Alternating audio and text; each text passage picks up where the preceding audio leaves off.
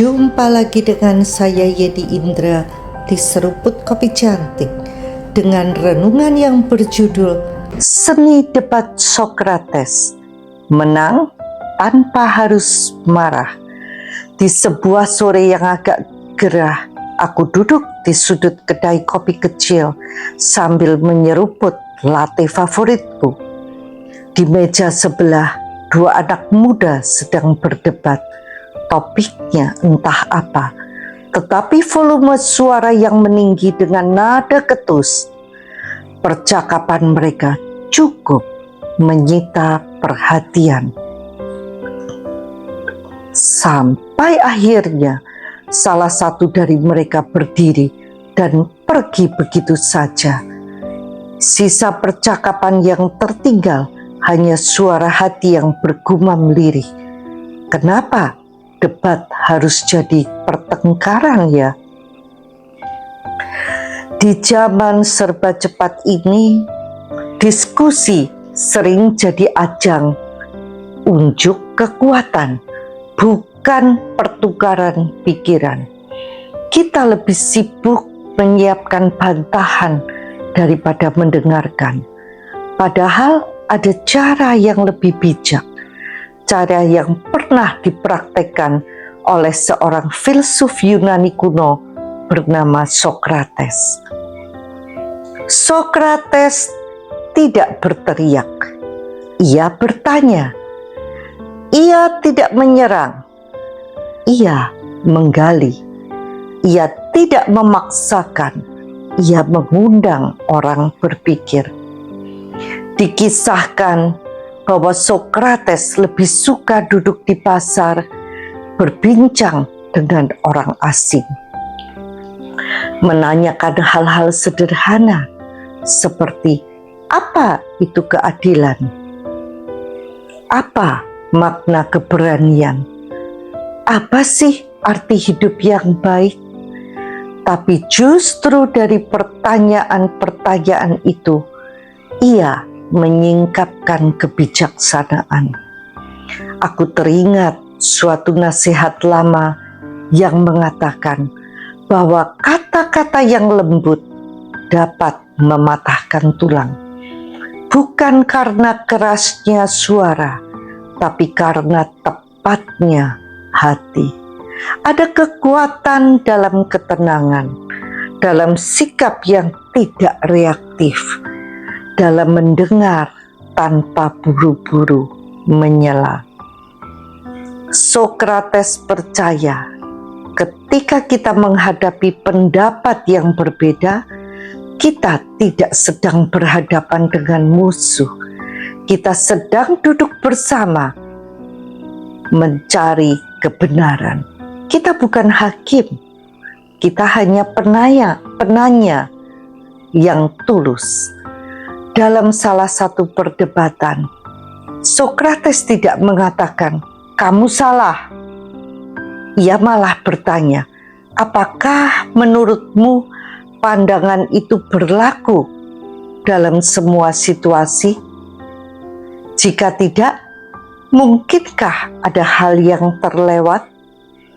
Pertanyaan tidak menjatuhkan, tetapi menggugah. Dan yang paling penting, ia tetap tenang. Sikap itu mengajarkan pada kita sesuatu. Tidak semua argumen harus dimenangkan. Kadang cukup menanam benih dalam pikiran seseorang. Besok, minggu depan, atau bahkan tahun depan, benih itu bisa bertumbuh. Dan siapa tahu ketika benih itu tumbuh, ia akan ingat bahwa kitalah yang menanamnya, bukan dengan marah, tetapi dengan hormat. Serupa dengan saat kita membagikan benih kebenaran, tidak harus tumbuh sekarang. Yang penting tabur, lalu sirami dengan kasih, pemahaman, serta keteladanan. Biarkan dia melihat demonstrasi kebaikan-kebaikan Tuhan melalui kehidupan kita. Saya percaya suara hati yang lembut seringkali lebih dekat pada kebijaksanaan Tuhan daripada teriakan yang dipenuhi dengan ego. Ketika kita mendebat dengan damai, kita sebenarnya sedang menyerahkan ego dan memberi ruang bagi terang Tuhan untuk bekerja dalam diri kita maupun dalam lawan diskusi kita. Sebab yang sejati tidak perlu dipaksakan, yang benar akan berdiri sendiri, meski pelan-pelan, dan kebenaran yang ditemukan dengan sadar jauh lebih kuat daripada yang dipaksakan dengan keras. Ada waktu untuk berbicara, dan ada waktu untuk diam. Tetapi dalam semua itu, jagalah hati.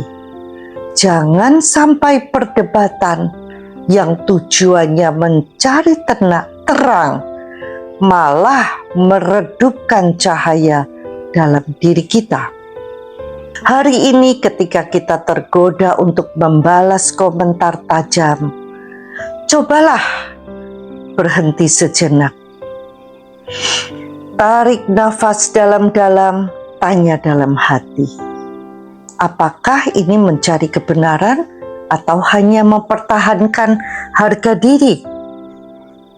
Jika kita memilih untuk tenang, bukan berarti kita lemah. Kita sedang mempercayai bahwa Tuhan bisa bekerja lebih baik lewat kedewasaan kita daripada melalui amarah kita. Dan kalaupun lawan tetap keras kepala, tidak mengapa. Bukan tugas kita untuk mengubah semua orang, tapi kita bisa menjadi contoh kecil bahwa perbedaan pendapat tidak harus berarti permusuhan. Sokrates tidak pernah menulis buku, tapi warisan hidupnya menjadi pengingat. Kebenaran sejati tidak perlu berteriak, ia hanya perlu ruang untuk didengar. Jadi mari belajar, bukan untuk selalu menang, tetapi untuk tetap waras, tetap lembut, dan tetap menjadi terang, bahkan di tengah diskusi yang paling panas sekalipun. Siap? Sampai jumpa di episode berikutnya bersama Yeni Indra di Seruput Kopi Cantik. Tuhan memberkati.